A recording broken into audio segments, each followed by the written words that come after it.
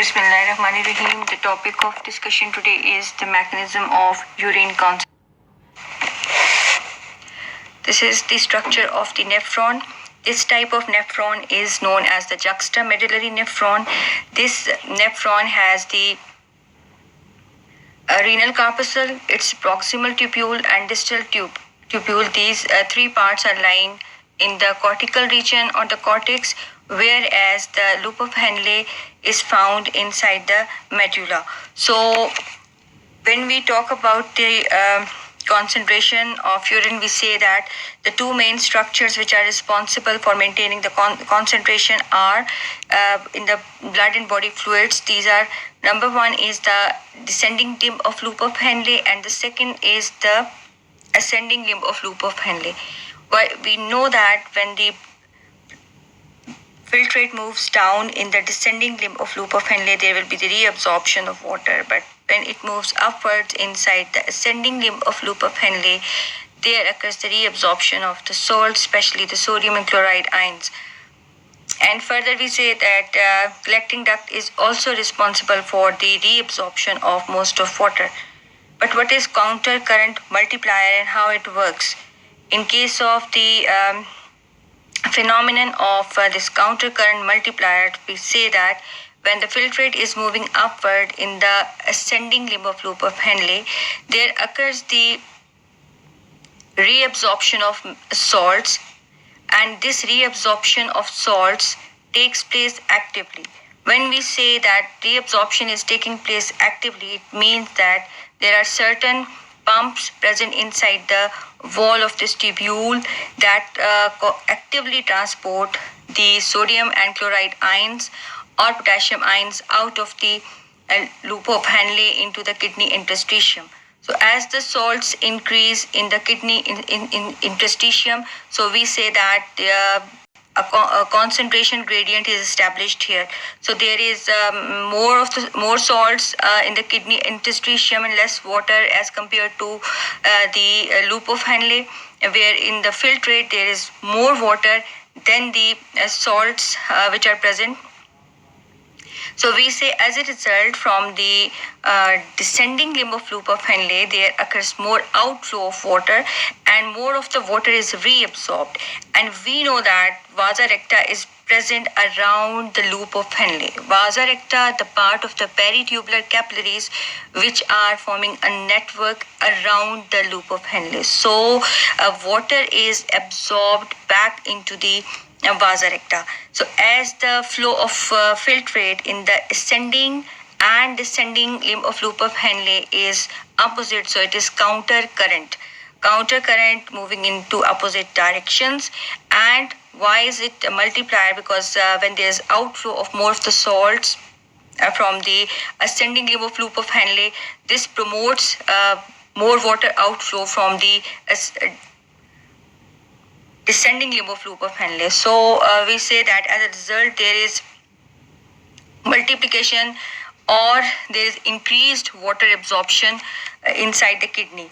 So again, there is a role of two important hormones. One is the antidiuretic hormone and second is the aldosterone. Now aldosterone is a hormone that is produced by the adrenal gland, by the adrenal cortex, and it is termed as the aldosterone, or it is a mineralocorticoid. A mineralocorticoid is the hormone of the adrenal cortex, which is responsible for the absorption of salts from the filtrate back into the blood circulation, and it is in fact responsible for the regulation or maintenance of the salt content inside the body fluid.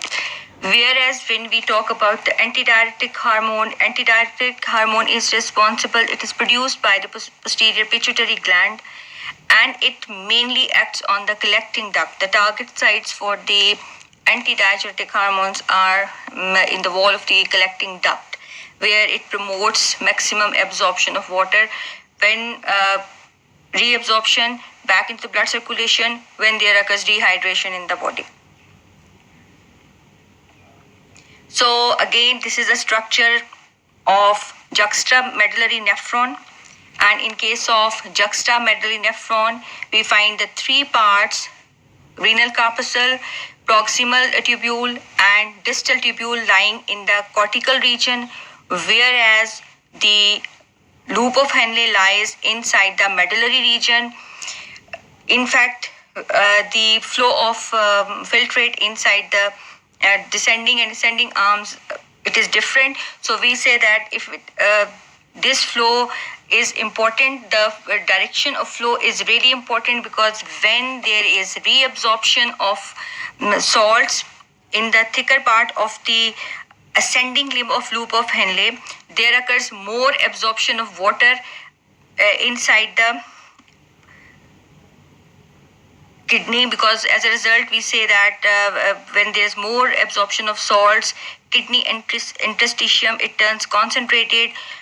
Concentration gradient is established. As it is when it is established, more salts in the kidney interstitium, higher concentration of salts in the kidney interstitium, and less water is present. And in the filtrate, we say that less salt and more of the fluid is present.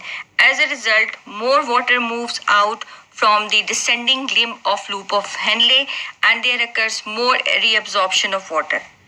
Then there are two important hormones which control the concentration, and the two important hormones are: number one, aldosterone. Aldosterone is produced by the adrenal cortex. It is one of the adrenal cortical hormone, and we say that it controls the outflow of salts, sodium or chloride ions, from the ascending limb of loop of Henle, whereas the antidiuretic hormone is responsible for the reabsorption of water from the collecting ducts, and this antidiuretic hormone is produced by the posterior pituitary gland. Disorders of urinary tract. Urology is the branch of medicine which deals with the diseases and abnormalities of urinary tract and their treatment. The three main types of urinary tract infections. Number one is the urethritis, infection of urethra. Cystitis is the infection of bladder, and pyelonephritis is the infection of the kidney as a whole.